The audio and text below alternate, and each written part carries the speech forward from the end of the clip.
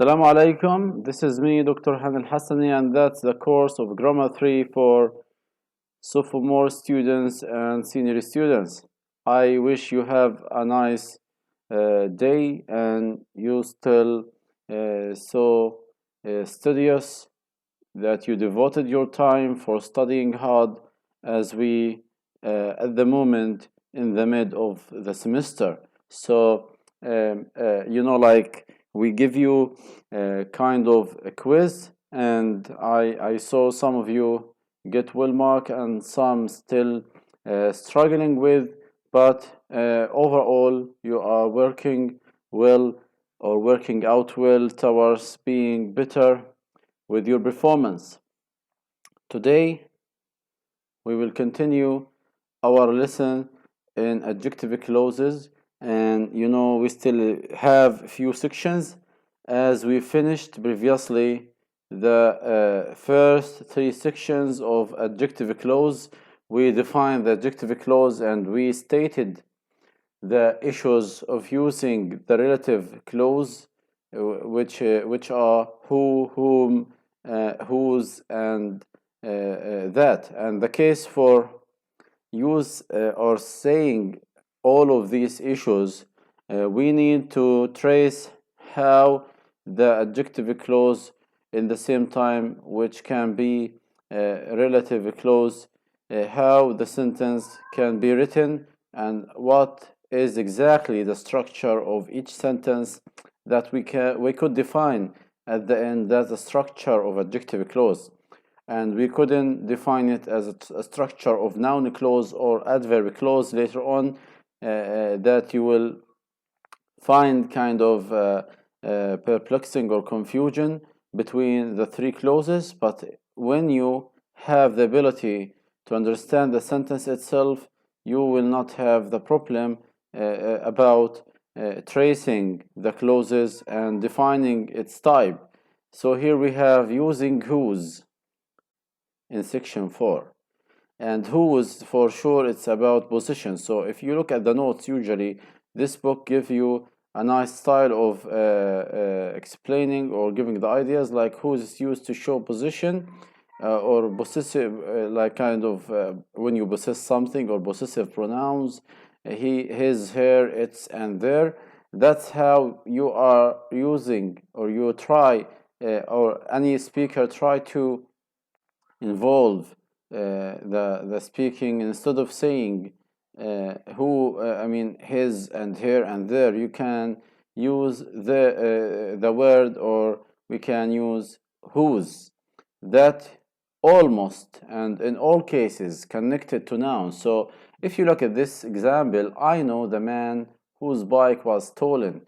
So I know the man whose bike. So bike here is noun, and you cannot connect whose without finding out that it followed, or it already linked to noun, and that's the what we call the following words that followed the whose or whose. And here we have another example. The student writes, well, I read her composition. So when we try to combine this sentence, it will be the student whose composition I read writes well. So he read a composition, and that's why whose composition I read her composition. We omit her and we put composition, which is noun, after whose, and you continue the sentence with writes well. That's how we do paraphrasing for the sentence, and that's how we put the adjective clause in the middle of the sentence after combining two sentences or two simple sentences. Another, I worked at a company whose employees wanted to form a union, or a union. Whose here usually modifies people, but it may also use to modify things. So whose is not almost about people. It can be sometimes modifying or reflecting, or get or become a reference for things. and it's very rare to be for things, usually for the people. D, that's the boy whose parents you met. That's the boy who is in my math class. So why I didn't put here whose, because after it we can find a preposition, and after when we find a preposition we can understand that there is no way to put whose, and that's the boy who has been living. So here whose can be who is, like here who is in my math, and whose here it become has.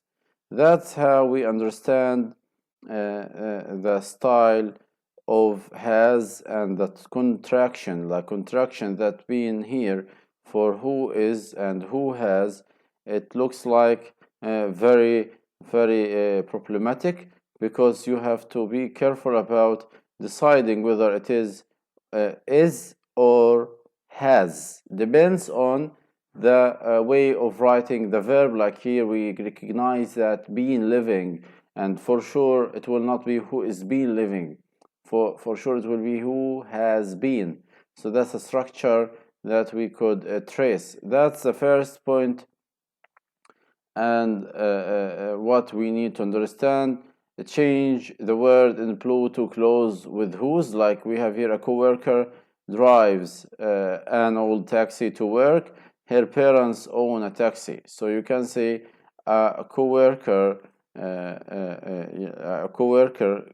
here own a taxi, whose own a taxi company drives an old taxi to work. So a coworker whose parents own a taxi, a coworker whose parents own a taxi company drives an old taxi to work. So we follow the whose or whose with parents. That's how we combine two sentences with whose, and we omit the reflective pronoun her.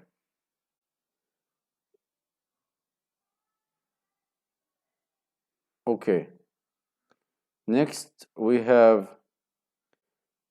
section 13.5, using where in adjective clauses. So we will want to use where in adjective clause.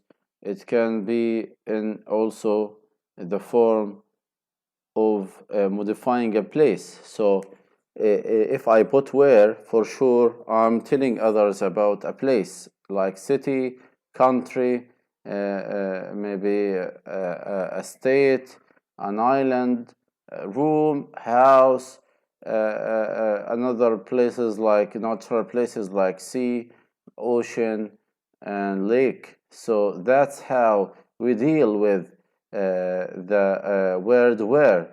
And if you look at this sentence, the building is very old. He lives there. It means the person that I'm talking to, he lives in that old building. So the building where he lives is very old. The building where he lives is very old. So where he lives, not where is he live. So we have to be careful about the sequence. The sequence is very important, like the building in which he lives, or the building which he lives in, the building that he lives in, and the building he lives in is very old. We have around 5 options. The 5 options that we could find in which, and which is more common in academic. So maybe in academic academic writing, we could choose, instead of saying where, I can say in which that is more common and more used in academic English writing.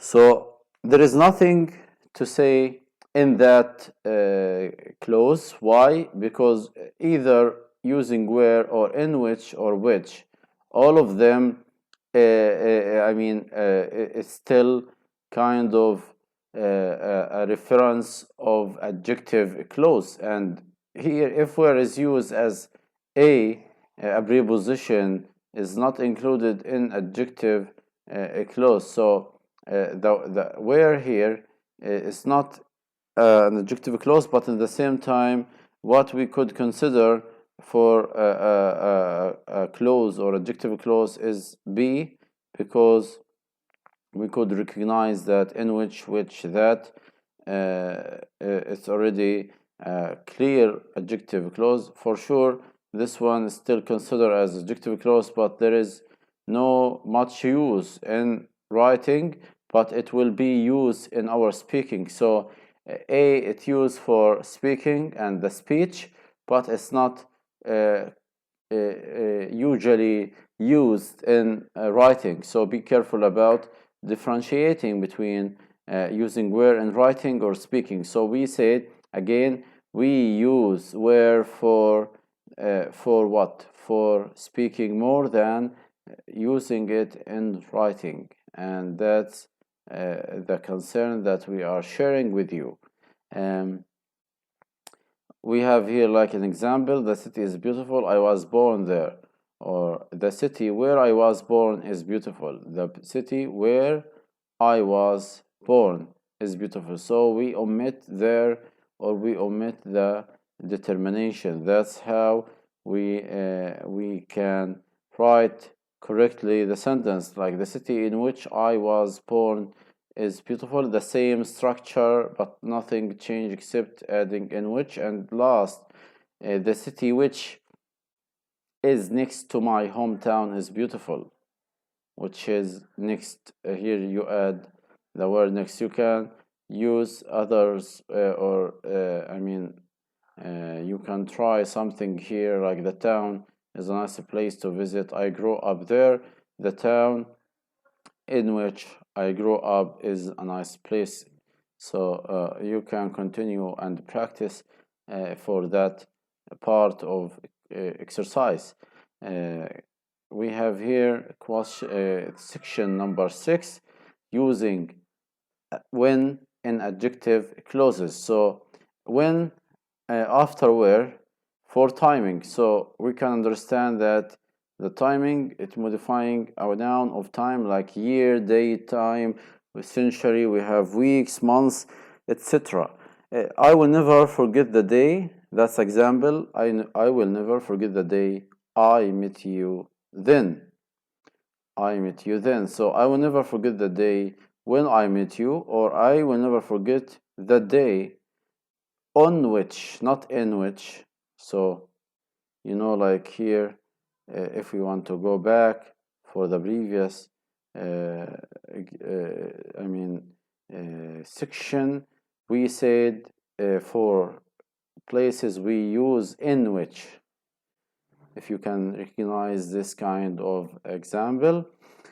But for timing, we said on which, not in which. Like when you say on Monday, I will see you on Monday, on Tuesday. So on which, not in which. On which I met you. I will never forget the day that I met you, and I will never forget the day I met you. So all of 4 cases here still acceptable, but remember, we cannot say in which, we say on which. And you can see here in B, they say on which.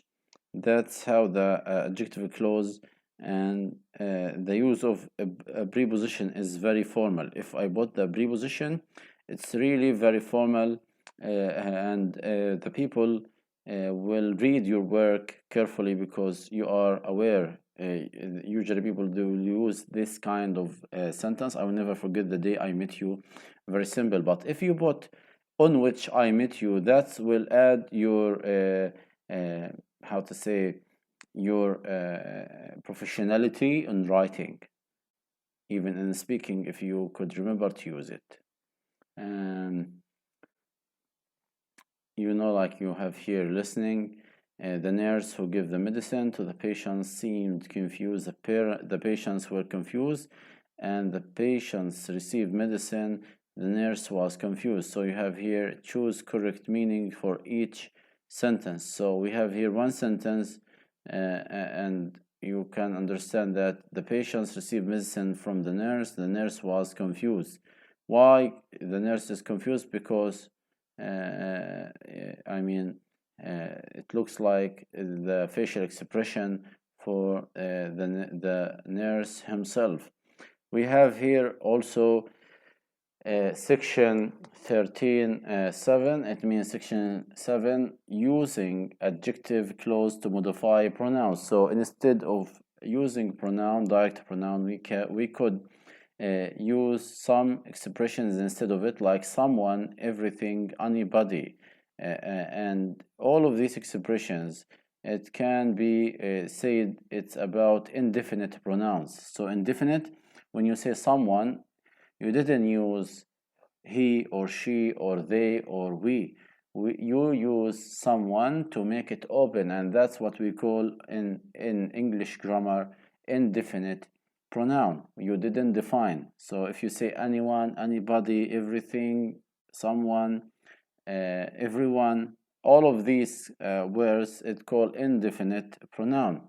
So how using adjective clause here? When you say there is someone I want you to meet, everything he said was pure nonsense. Anybody who wants to come is welcome. So the object pronouns here, who and whom, that, which, are usually omitted in the adjective clause. It means no need to use whom, that, which. Why? Because there is no need for repetition. The sentence is already clear because we can define the sentence itself as adjective clause for indefinite pronoun. When you say everything he said, you are describing his speaking. When you say everything he said was pure, so was pure is describing the subject. That's how we can analyze. And there you need to know, I cannot say everything he said. You cannot repeat everything whom he said. So you have to be careful in A and B for omitting the what we call the relative clauses. But in C, anybody who wants to come. So who, we keep it here because it's up to you. You can move it, like you can say anybody wants to come is welcome. It's accepted, no problem with it. Paula was the only one I knew at the party. So adjective clauses can modify the one and those. When we use Paula was the only one I knew. Scholarships are available for those who need financial assistance. So scholarships are available for those who need. If you look at these sentences, you can find how we use those and the one instead of adjective clause, instead of using as we say in the previous slide. You know, in the last slide I mentioned this, how we can, instead of saying or mentioning the whom and who relative clauses in general, we can put the only one and those, and it's acceptable. But you need to understand, you put them instead of using the adjective clause, so it can be modified. Incorrect sentence for F: I am who, or I who am a student at this school. So why it's you cannot put who between the subject and auxiliary verb? Because the natives or native speaker will not say or write this sentence. So no one can use this style to put relative clause between subject and auxiliary verb. It is I who am responsible. It can be possible to be used, but very formal and uncommon. It is I who am responsible. This style in G, it's about possibility of writing it, but even still uncommon. In H, he who laughs last laughs best.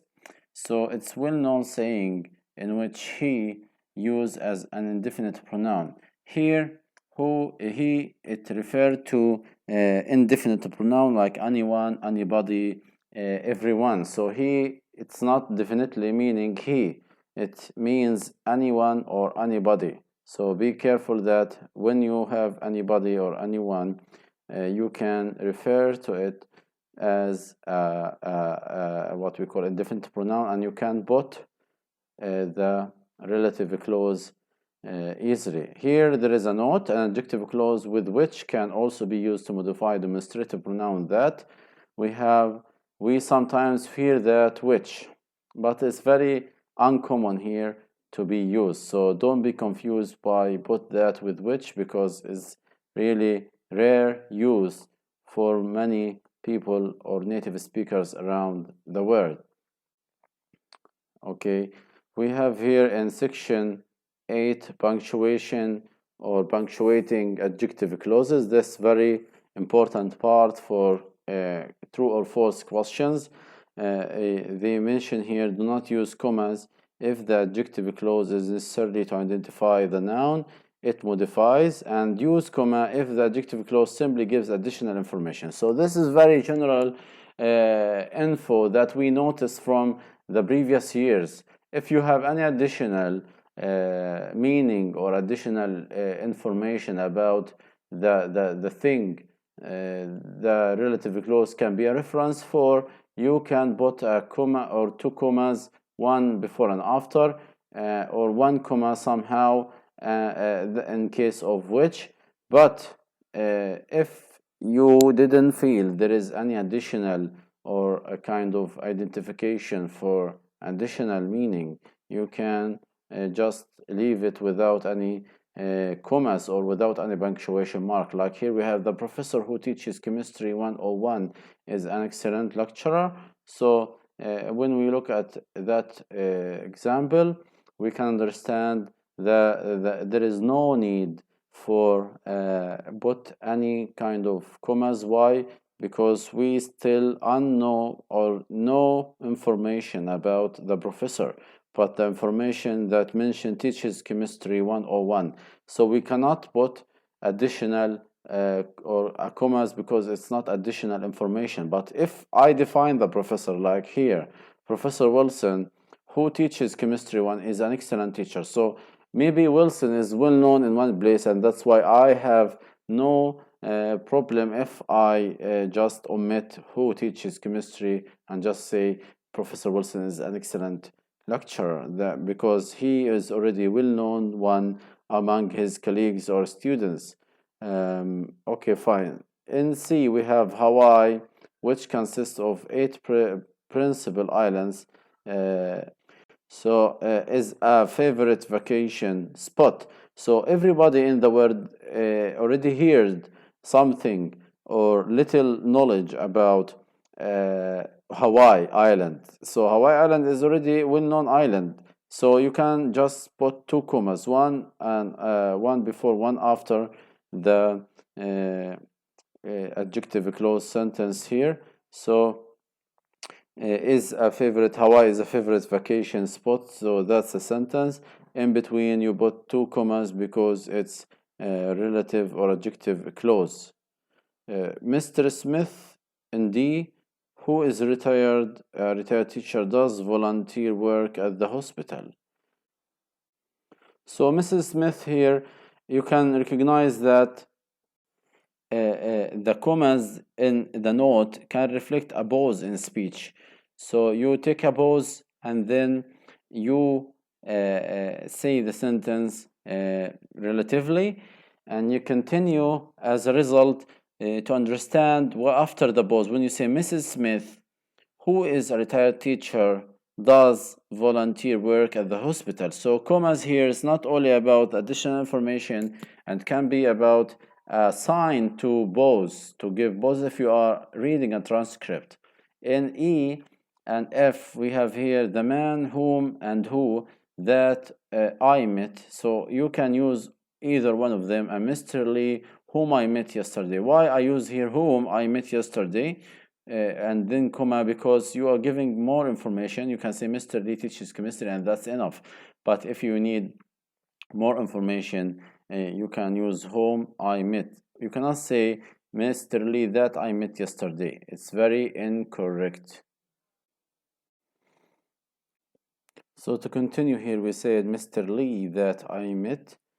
We cannot use that between two brackets. So I mean two commas. If I put commas, I just can have options like who, whom, whose, which, and where.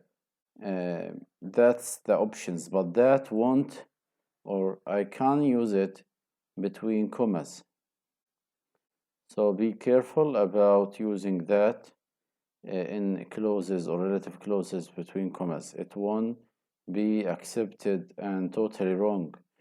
Compare here the meaning. We took some children on a picnic. The children who wanted to play soccer ran to an open field as soon as we arrived at the park. So the sentence here, the children who wanted to play soccer ran to an open field as soon as we arrived.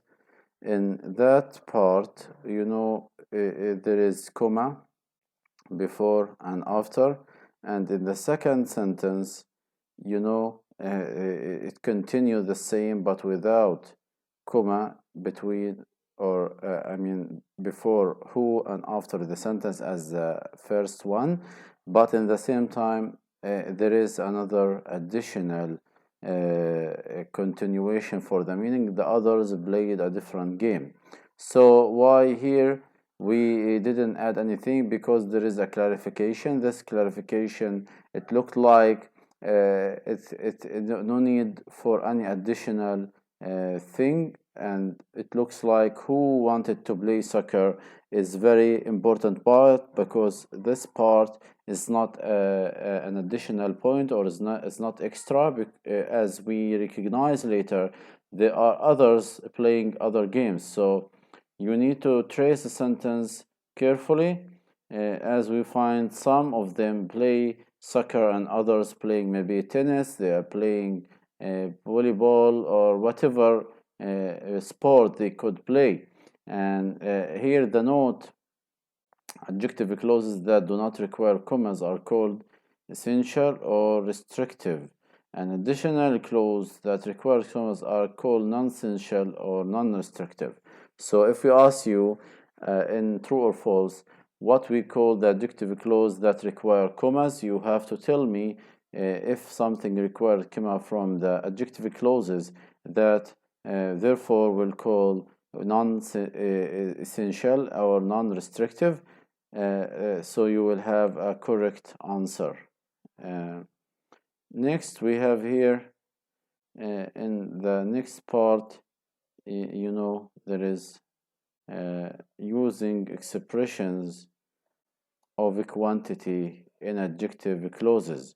So expressions of a quantity in adjective clauses, we have here in my class there are 20 students, most of whom are from Asia. So here we have 20, and the first sentence we have two sentences, 20 students, most of them, so you can say most of whom. Instead of saying them, you can say whom. He gives several reasons, only a few of which were valid. We cannot say only a few of them if you want to use it as adjective clause. So it's our style to write, and it's our way to rewrite the sentence and paraphrase it. And we say with the quantity, with numbering, we can use a few of them. Instead of few of them, we can say few of which, most of whom, one of whose.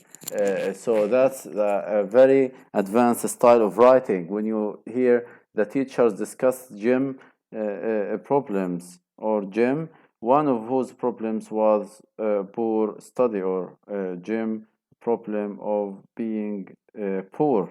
So the point here, we need to understand only whom, which, whose are used in this pattern is only used for the quantity, whose, which, and whom. And you can follow the expressions of quantity: some of, many of, most of, none of, two of, and half of, both of. That's the expression of a quantity, we have to be careful about the expression of a quantity, and we need to make sure if we want to convert the sentence or two sentences, combining them into one, we have to keep the meaning within using the adjective clauses. So that's how we transfer the sentence from being normal sentence or regular sentence into a very advanced or high standard level of writing. And you can also see how we put the commas. Like in my class, there are 20 students, comma, most of whom are from Asia. He gave several reasons, comma, only a few of which were valid. The teachers discussed Jim, comma, one of whose problems was poor study habits. That's how we deal with the previous part, and I think here the last, using which to modify whole sentence. Like if I use which to give modification of the total, like Tom was late, that surprised me. Tom was late, which surprised me, with comma before which. The elevator is out of order. This is too bad. The elevator is out of order, which is too bad. And only one comma can handle the modification. One comma before mixing two sentences. We have two sentences, but we need just one comma and which, or maybe what we call like using which in continuation or in linking two sentences. Using which to modify a whole sentence is informal and occurs most frequently in spoken English. So spoken English, we can use that way of style, and in writing we have to put the comma. That's how to remember the comma. The comma also, it's about pausing, like the elevator is out of order, which is too bad. So the point here, you need to remember that instead of using what we call other linking way for two sentences, the easiest part is to use which. Why? Because it reflects the idea of whole sentence. That's what we need to give you for that lesson. I wish you can read better and more for that part. And for me, I don't think that we need to take part 11. So we just need to finish it within what we call the last in to 10. So we have section 1 to 10. Section 11, no need to take it, or you can read it for your knowledge. I need you to answer exercise 59. We can discuss the exercise 59 in the next Zoom class. We can talk more about answering the questions here from 1 to, here we have around 17 questions. So we have 17 questions for exercise 59, and you can see page 300 in your course book, Understanding and Using English Grammar, the version of 2017. Go again to adjective clause and answer the question or exercise 59, and that's the whole chapter review. Correct the errors. We will discuss it, and or we will have that kind of a chatting and debate about how you could answer and deal with exercise 59 that reflect your understanding of the whole chapter. I hope to see you next week. Thank you very much, and I wish you a nice weekend.